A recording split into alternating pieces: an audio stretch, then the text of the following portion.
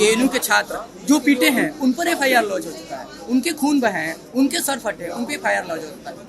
तो हम इसी से उम्मीद करते हैं कि आप जिन लोगों ने भी गलत किया, दिल्ली पुलिस में गलत किया, उनके खिलाफ एफआईआर कीजिए।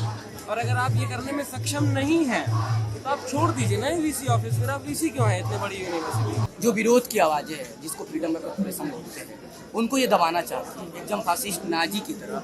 जो भी विरोध में इसकी आवाज़ें उठ रही है उसको जेल में डाल दे रही है, लाठियाँ मार रही है। जामिया वीसी बोल रही हैं कि हम सरकारी नौकरी करते हैं, जो सरकार बोलेगा वो कर रहे हैं, वैसे भी सरकार पे हम दबाव बन रहे हैं। लोगों को आपने बेवकूफ़ बना दिया है क्या? जामिया के छात्र बेवकूफ़ नहीं है। अगर आपसे नहीं हो पा रहा है तो अपने आप को इस्तीफा दीजिए अपने पद से और ये बोलिए कि हम एफआईआर नहीं करा पाएंगे। नमस्कार, बोलता हिंदुस्तान में आपका स्वागत है। हम इस वक्त मौजूद हैं जामिया विश्वविद्यालय में। जामिया के छात्र इस वक्त वीसी ऑफिस का घेराव कर रहे हैं और छात्रों की मांग है कि जामिया की वीसी सरकार पर दबाव बनाए। और 15 दिसंबर को जिस तरीके से बर्बर लाठीचार्ज छात्रों के ऊपर कैंपस में घुसकर की गई थी, लाइब्रेरी में तोड़फोड़ की गई थी, दिल्ली पुलिस पर एफआईआर दर्ज की जाए। लेकिन जिस तरीके से आज यहाँ पर छात्रों ने वीसी ऑफिस से घेराव किया, वीसी उसके बाद बाहर आई, उन्होंने कहा कि हम सरकारी एम्प्लॉय हैं, हम भी अपना काम कर रहे हैं, तो हम कल दिल्ली पुलिस पर एफआईआर करवाने की कोशिश करेंगे। लेकिन छात्र इन सब मांगों से, इन सब वीसी की इन सब बातों से संतुष्ट नहीं है। वो अभी भी यहाँ पर धरने पर जुटे हुए हैं और दिल्ली पुलिस पर एफआईआर करने की मांग कर रहे हैं। आज स्टूडेंट्स जो आप लोग हैं वो वीसी ऑफिस से घेराव क्यों कर रहे हैं? बात यह है कि जब पुलिस जो है बिना इजाज़त घुस जाती है कैंपस में, बच्चों का सर फोड़ देती है, लड़कियों का बाल पकड़ कर खींचती है और हमारी वीसी उस पर कोई एक्शन नहीं ले पाती है। आज तक अभी किसी पर एफआईआर नहीं हुई, पुलिस वालों पर एफआईआर नहीं हुई, ये कहाँ का कानून है? तो हम अपने वीसी से ये उम्मीद करते हैं कि वो हमारी सुरक्षा करें, हमें संरक्षण प्रदान करें, जिससे कि हम यहाँ पर सुरक्षित महसूस करें। हमारे घर वाले इसी भरोसे हमें कॉलेज में भेजते हैं। अब हम ही असुरक्षित होंगे तो हमारे घर वाले हमें क्यों भेजेंगे? हमें लड़ के आना पड़ा है। तो हम इसी से उम्मीद करते हैं कि आप जिन लोगों ने भी गलत किया, दिल्ली पुलिस में गलत किया, उनके खिलाफ एफआईआर कीजिए। और अगर आप ये करने में सक्षम नहीं हैं तो आप छोड़ दीजिए ना वीसी ऑफिस। फिर आप वीसी क्यों है इतने बड़ी यूनिवर्सिटी? आपको यहाँ रहना ही नहीं चाहिए। फिर तो आप दो में से एक काम कर दीजिए, या तो आप ये छोड़ दीजिए या तो फिर आप एफआईआर कीजिए और प्रॉपर एक्शन लीजिए, जिससे कि हम सारे लोगों की सुरक्षा सुनिश्चित हो सके। दिल्ली पुलिस एफआईआर दर्ज नहीं कर रही है तो ये आपकी जिम्मेदारी बनती है ना। कुछ भी कीजिए, एड़ी चोटी का जोर लगाइए, जितने पैतरे आजमाने उतने आजमाइए, आप एफआईआर करवाइए। आप कोई मामूली इंसान नहीं है, आप एक सेंट्रल यूनिवर्सिटी की वीसी है। अगर मैं कहूँ कि मेरे लिखने से एफआईआर जो है नहीं हो रही है तो समझ में आता है, अरे वीसी ऐसा कैसे बोल सकता है? हमारा डिमांड यही था कि चीफ प्रॉक्टर आज से 10-12 दिन पहले बोला था कि एफआईआर हम कर चुके हैं, ठीक है। फिर बोलता है चीफ प्रॉक्टर कि एफआईआर के लिए हम कोर्ट चाह रहे हैं, कोर्ट चले गए, ठीक है, कोर्ट से एफआईआर होगा, ये पुलिस एफआईआर नहीं ले रही है। आज वीसी बोलती है कि एफआईआर पुलिस नहीं कर रहा है, फिर बोलते हैं कि हम कल कोर्ट में जाएंगे। तो यार झूठ कौन बोल रहा है? चीफ प्रॉक्टर बोल रहा है, वीसी बोल रही है। वीसी गोल मटोल घुमा रही है हम छात्रों को, ठीक है, बोल रही है एफआईआर हम कल कर देंगे, कोर्ट में कर देंगे, ये कर देंगे, वो कर देंगे। हमारा जायज़ मांगे, एफआईआर जब तक नहीं किया जाएगा दिल्ली पुलिस, हम यहाँ से नहीं हटेंगे। अब जो गेट नंबर 7 पे हम धरना दे रहे हैं वो इंडिफिनिट चलता रहेगा, तब तक चलता रहेगा जब तक कि सरकार वापस नहीं ले।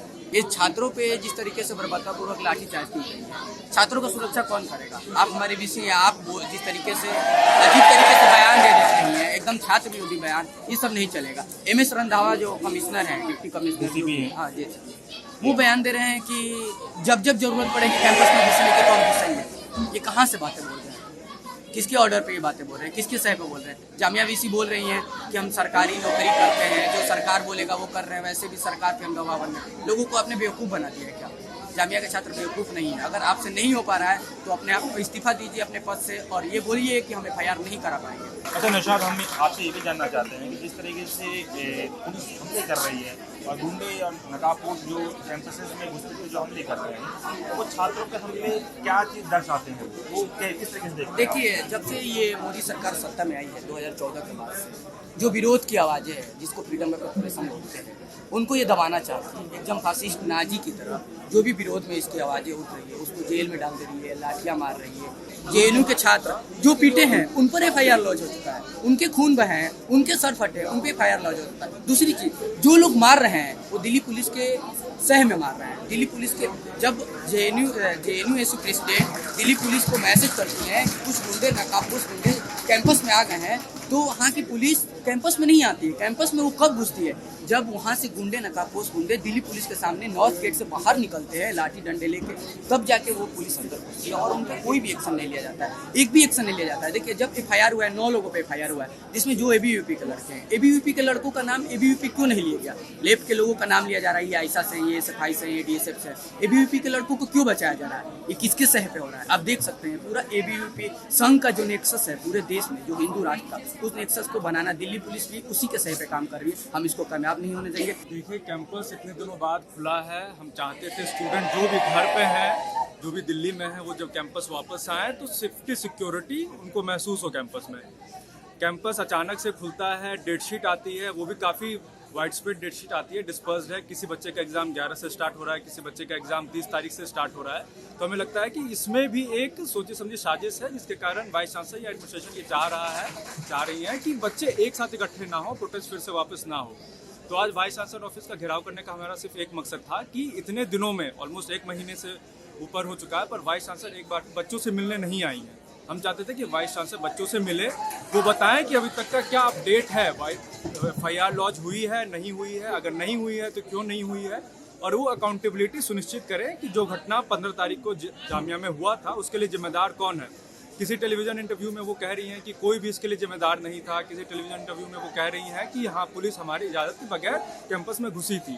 तो हम चाहते हैं कि अकाउंटेबिलिटी तय हो, ये तय हो कि आइंदा से फिर जामिया कैंपस में ऐसी हरकत ना हो, स्टूडेंट सेफ महसूस करे, सिक्योर महसूस करे। इसके लिए हम आज वाइस चांसलर से मिलने आए थे। अभी जब हम लोग यहाँ पे पहुँचे तो VC साहिबा बाहर आई, तो बातचीत के दौरान उन्होंने कहा कि हम लोग चूँकि गवर्नमेंट के एम्प्लॉय हैं तो हम जितना कर सकते हैं हम कर रहे हैं, हम कोशिश कर रहे हैं चीज़ें हों।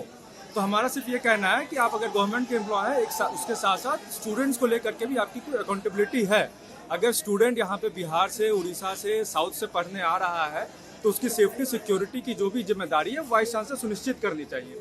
तो अगर वो ये सब करने में नाकाम है तो या तो उन्हें इस्तीफा देना चाहिए, पद छोड़कर जाना चाहिए, नए वाइस चांसलर आए और वो सुनिश्चित करें कि स्टूडेंट सेफ हो, एकेडमिक एनवायरनमेंट जो भी है नॉर्मलसी आए कैंपस में। बट अभी तो ऐसा बिल्कुल नहीं लग रहा। वाइस चांसलर बिल्कुल पीछे हट रही हैं, अपने जो भी उनकी बातें थी वो कहने से वो पीछे हटती नजर आ रही हैं।